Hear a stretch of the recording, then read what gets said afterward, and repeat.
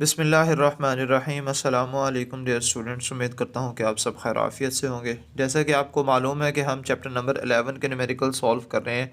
पहले 4 न्यूमेरिकल्स हम ऑलरेडी जो है वो सॉल्व कर चुके हैं। अब हम डिस्कस करेंगे फिफ्थ न्यूमेरिकल को। सबसे पहले हम स्टेटमेंट देखते हैं कि फिफ्थ न्यूमेरिकल की स्टेटमेंट क्या है।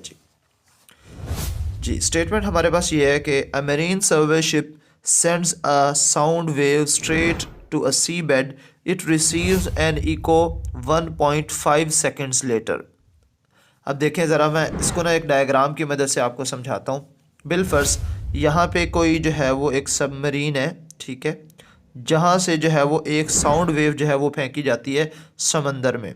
बिलफर्स ये इस तरह से जो है वो साउंड वेव गई, यहाँ पे ये समंदर की तह में जो है ना ये साउंड वेव गई है। टकराने के बाद 1.5 सेकंड्स के बाद ये वेव जो है वापस ऊपर की तरफ जो है वो आ जाती है। चले मैं इसको ब्लू से जो है वो रिप्रेजेंट कर देता हूँ। ये इस तरह से 1.5 सेकंड्स के बाद 1.5 सेकंड्स के बाद ये जो साउंड वेव गई थी वापस आ गई है, ठीक है जी। इसने यानी कि जो टाइम लिया वो कितना लिया, 1.5 सेकंड्स, ठीक है।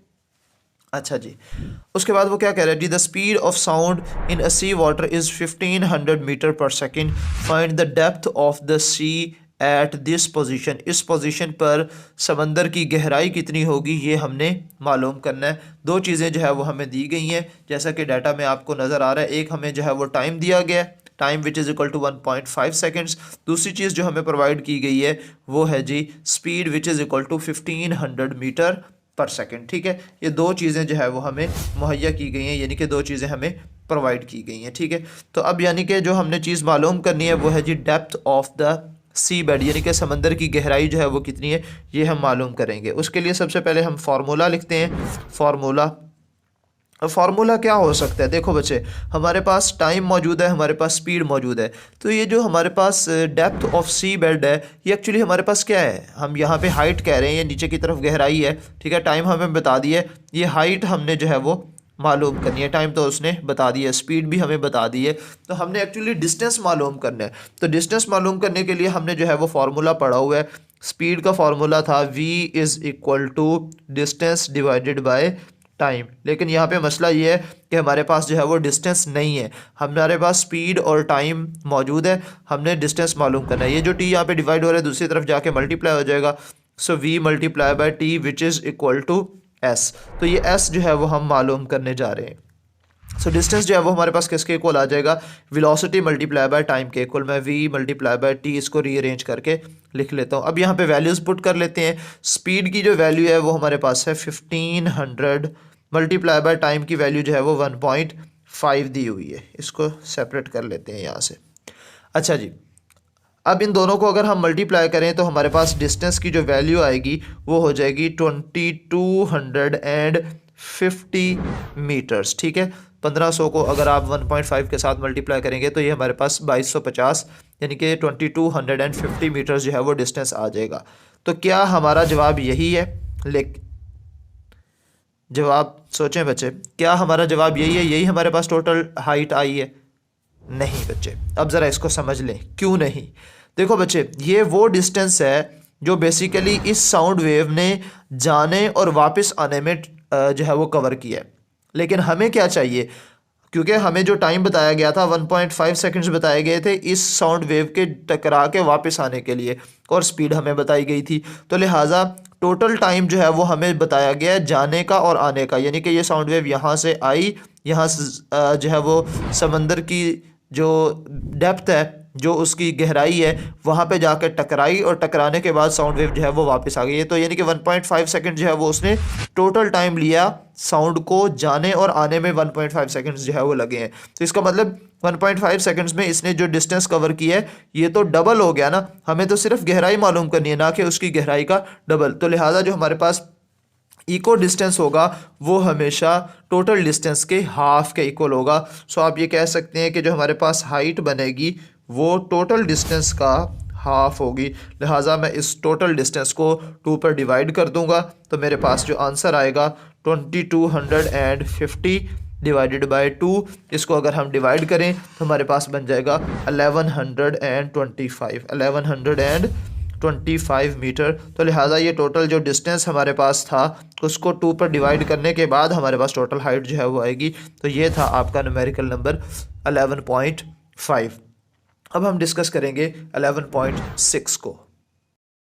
जी तो अब हम डिस्कस करेंगे next numerical which is 11.6। A student clapped his hands near a cliff and heard echo after 5 seconds. कि एक स्टूडेंट जो है वो पहाड़ी के करीब ताली बजाता है और 5 सेकेंड्स के बाद जो है वो अपनी आवाज़ को वापस उसी क्लैपिंग की आवाज़ को सुनता है। What is the distance of the cliff from the student if the speed of sound is taken as 346 meters per second?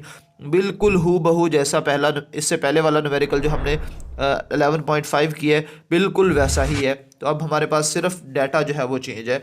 तो हमारे पास जो टाइम दिया हुआ है वो 5 सेकेंड्स है। स्पीड जो है वो हमारे पास कितनी दी हुई है 346 मीटर पर सेकेंड। हमने जो है वो डिस्टेंस कैलकुलेट करना है। तो सबसे पहले हम टोटल डिस्टेंस जो है वो निकालेंगे, फिर उसको हाफ करके हमारे पास जो है वो डिस्टेंस आ जाएगा। तो फार्मूला मैंने ऑलरेडी जो है वो सिंप्लीफाई करके जो है वो लिख दिए। अब हम इसका सॉल्यूशन लिखेंगे। ठीक है जी, सॉल्यूशन। अब हमारे पास सबसे पहले डिस्टेंस जो कि कितना है जी, जो स्पीड है उसको आपने टाइम के साथ मल्टीप्लाई कर देना है। स्पीड है हमारे पास 346, ठीक है जी, मल्टीप्लाई बाय टाइम हमारे पास 5 सेकेंड्स है। इन दोनों को मल्टीप्लाई करेंगे तो मल्टीप्लाई करने के बाद हमारे पास जो आंसर आ रहा है 1730 मीटर्स जो है वो हमारे पास टोटल डिस्टेंस आ गया।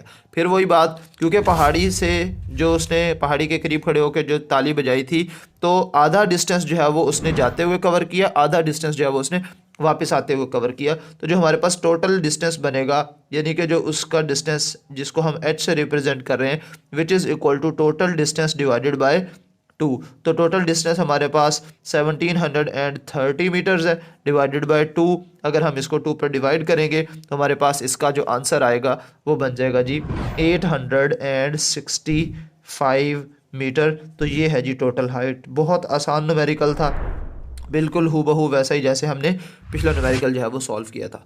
उम्मीद है ये आपको समझ आ गई होगी। अब हम डिस्कस करेंगे नेक्स्ट न्यूमेरिकल विच इज़ 11.7। जी तो अब हम डिस्कस करेंगे next numerical which is 11.7। Statement ये है कि a ship sends out ultrasound that returns from a sea bed and is detected after 3.42 seconds. तो ये टाइम हमें बता दिया गया है। If the speed of the ultrasound through sea water is 1531 meters per second, what is the distance of the seabed from the ship? जो गुज़श्ता हमने दो न्यूमेरिकल्स किए हैं 11.5 और 11.6, ये बिल्कुल वैसा ही है। तो लिहाजा मैं इस पर ज़्यादा टाइम नहीं लगाऊंगा, मैंने ऑलरेडी ये सॉल्व किया हुआ है, बस आपको मैं गो थ्रू करवा दूंगा। टाइम हमें बताया गया which is equal to 3.42 seconds. Speed हमें बता दी गई है 1531 metres per second. Depth of the water जो है वो हमने मालूम करनी है, जिसके लिए हमारे पास जो फार्मूला है वो डिस्टेंस वाला इस्तेमाल करेंगे, S which is equal to V multiply by T. Distance हमारे पास जो है वो 1531 है, मल्टीप्लाई कर देंगे हम 3.42 के साथ, तो हमारे पास आंसर आ जाएगा 5236.02 मीटर्स। तो टोटल डिस्टेंस हमारे पास ये आया है, लेकिन चूँकि हमारे पास जो हमारे पास टोटल जो डेप्थ ऑफ वाटर है वो हमारे पास टोटल डिस्टेंस का हाफ होगी, लिहाजा टोटल डिस्टेंस को मैं 2 पर डिवाइड कर दूंगा। तो 5236.02 मीटर को मैंने 2 पर डिवाइड किया तो मेरे पास आंसर आ गया 2618 मीटर्स। अप्रॉक्सीमेट वैल्यू जो है हमारे पास ये आंसर आ चुका है। तो ये है जी टोटल हमारे पास हाइट, यानी कि डेप्थ ऑफ द वाटर, पानी के अंदर जो गहराई होगी वो हमारे पास 2618 मीटर जो है वो होगी। तो ये था जी आपका न्यूमेरिकल नंबर 11.7। उम्मीद है ये आप लोगों को समझ आ गया होगा। सिर्फ आपके 2 न्यूमेरिकल्स जो है वो रह गए इस चैप्टर के, जो कि मैं नेक्स्ट वीडियो में जो है वो रिकॉर्ड कर दूंगा, और उसके बाद आपके 11 चैप्टर के न्यूमेरिकल्स भी सॉल्व सारे जो है वो हो जाएंगे। अच्छा, यहाँ पे याद रहे कि एक बात मैं आप लोगों को एक इम्पॉर्टेंट बात जो है वो यहाँ पे बता देना चाहूँगा।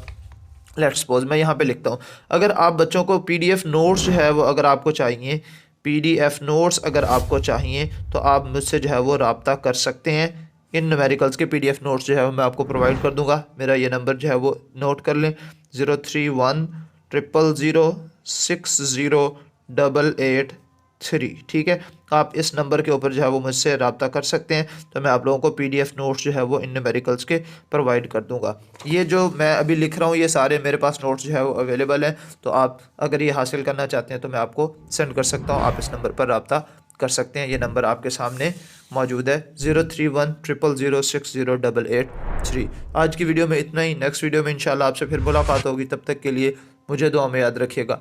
अल्लाह हाफिज़।